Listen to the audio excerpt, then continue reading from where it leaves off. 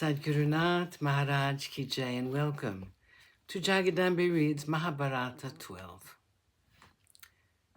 As you may remember,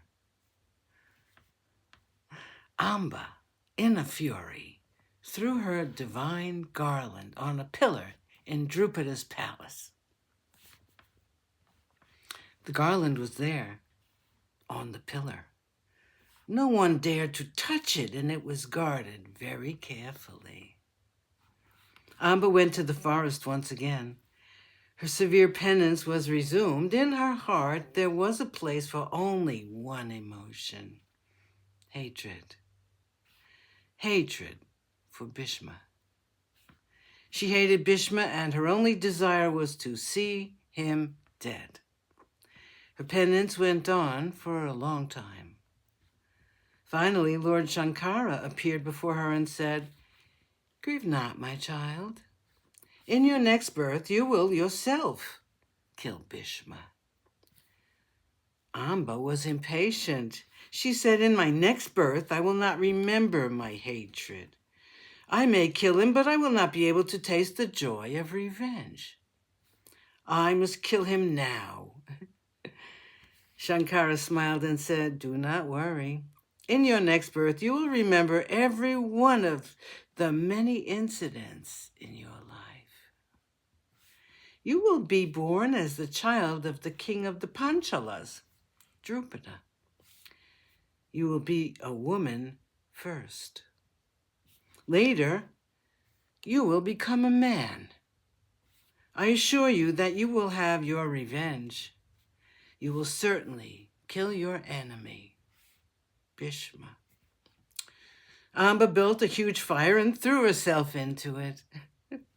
Later, she was born as the daughter of Drupada. One day, while playing in the hall of the king, Amba saw the garland of lotuses which hung on the pillar. She took it down and placed it round her neck. Drupada, on hearing about this, came running. He was overcome with fear and consternation that she had dared to do such a thing. Amba smiled serenely at her father and said, "Be not so amazed, father. I have been born as your child for the sole purpose of wearing this garland. You can live in peace and leave the rest to me." She was called Shikandi. Her education was given to her by Drona, who, like the rest of the world, thought that she was a man. Years passed. By the kindness of a yaksha, Amba lost her sex and became a man. She grew up in the house of Drupada with her hatred for Bhishma burning like a torch in her heart. Chapter 7.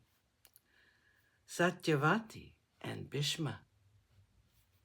The marriage of Vichitra Virya with the two princesses, Ambika and Ambalika, was duly performed.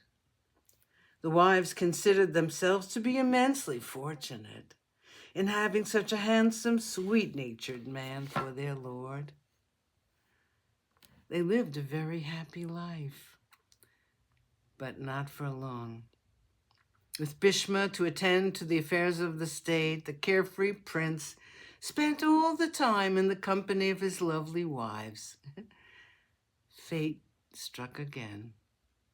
Young Vichitra Virya was found to suffer from the dreadful disease consumption.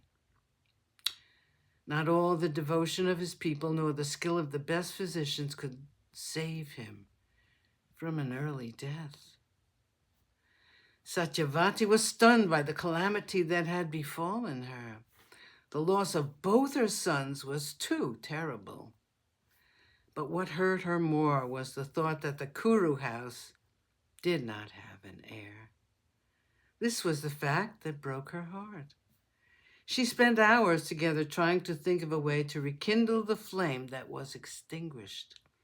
She summoned Bhishma to her presence. She said, "Look at me, my son. I have now no hope of happiness."